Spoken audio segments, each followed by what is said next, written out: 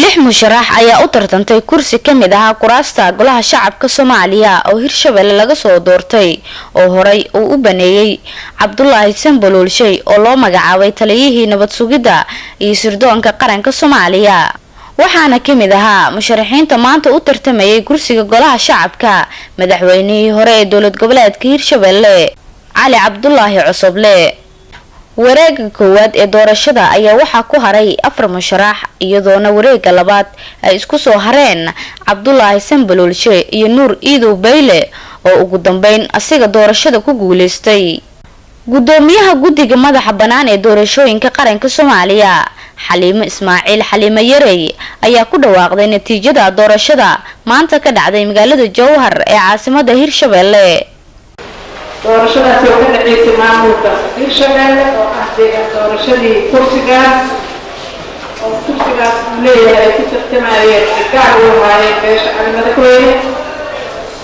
aan soo dhamaystirna wareegga labaad waxaa ku tartamay musharax mudane Cabdullaahi Maxamed Cali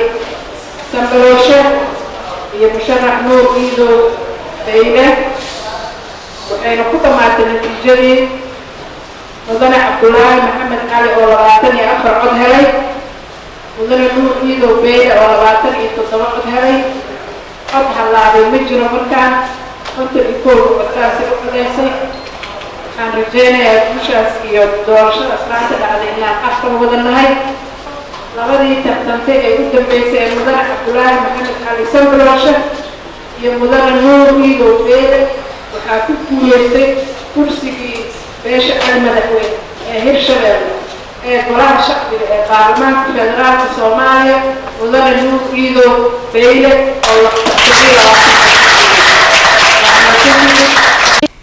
ugu dambeyn madaxweynaha dowlad goboleedka Hirshabelle Maxamed Cabdi Waare ayaa dhankiisa madashani ka hadlay ugu dambeyn waxaan u mahadcelinayaa oo u wanaaginayaa xildhibaanka guuleystay wasiir Nuur Iidow Bayle oo runtii dagaalkii wuxuu isku jilbabeelay ku soo baxay waa ku barakeynaynaa waa ku salaameynaa waa ku soo dhaweynaynaa aniga si gaara sharafay iigu tahay waa xildhibaankii koowaad oo doorashadiisa maamulkeedu oo muraaqab ka noqdo ama dul joogo waxaan kaa kala qaadaynaa inaan kula shaqeeyo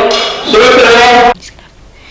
إقراء عبد الله راجي إقراء لدن تفيق عالم جال صومالي كابل عاصمة دولة قبلات Hirshabelle مقالة جوهر.